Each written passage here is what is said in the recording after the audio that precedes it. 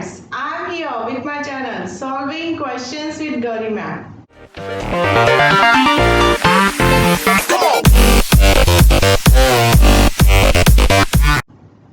Today let's solve the question based on the concept of TM.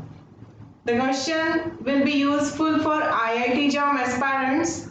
This will also be useful for BSc Biological students. Given are the sequences of one strand of double-stranded DNA. So the sequences are given of a single strand of DNA. The one with highest melting point is asked. From these sequences, we need to find out the sequence which would have a highest melting point. That is a melting temperature, or this is also called as a TM. So let's see what are the sequences, what is the principle of TM, and try to find the answer. Now let's try to understand the concept of TM in this way. See, when DNA is subjected to specific conditions of pH, temperature or ionic strength, we find there is a denaturation of DNA. As we know, DNA is present in a double-stranded form, but when it is given a specific conditions of pH or temperature or ionic strength, then we find it in a single-stranded form. Now, in case of temperature, we use the term melted. Okay, that is DNA gets melted when subjected to the temperature. That's why the term we use here as a TM, melting temperature. Okay, now this is a graph drawn of the absorbance of the DNA at 260 nanometer with the temperature increased. When DNA is given higher and higher temperature, the strands starts separating. When these strands start separating, there is a breakage of the hydrogen bonds. Now, all of us know that DNA is made up of adenine, guanine, thymine and cytosine. See there is a double hydrogen bond present between adenine and thymine. Whereas in case of guanine and cytosine, there is a triple hydrogen bond. So, we can easily say that to break the triple hydrogen bond, the temperature requirement would be a higher as compared to the temperature requirement to break the A and T bond.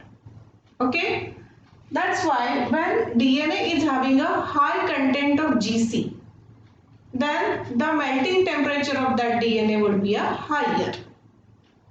If the DNA is having low GC content and high AT content, then the melting temperature would be low, right?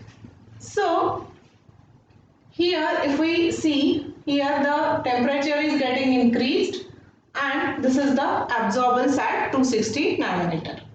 So here we find one temperature till here the DNA is in a double stranded form, and now after this the DNA will be in a single stranded form. This is the TM for that particular double stranded DNA. Now when we say DNA shows the absorbance at 260 nanometer, what it means? That these bases which are present in a DNA, these shows the absorbance at 260 nanometer. Now try to understand in this way that when DNA is in double stranded form, the bases are stacked on each other and they are less exposed to the UV light which is given for the absorbance. And as soon as the melting temperature is reached, DNA starts separating into two strands, and now the bases are not stacked on each other, they are separate and they are free to show the absorbance at 260 nanometer, and hence the absorbance get increased.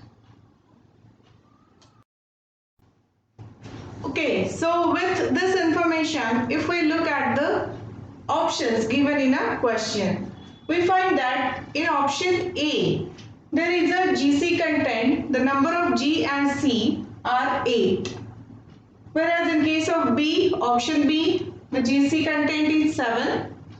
In case of option C, it is 5 in number, and in case of D also, the GC content is 5 in number, G plus C.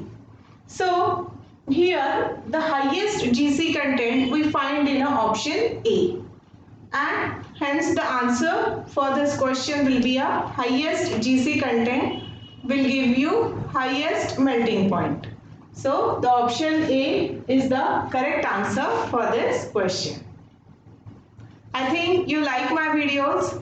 Please don't forget to like, share and subscribe for my channel, and also to hit the bell icon.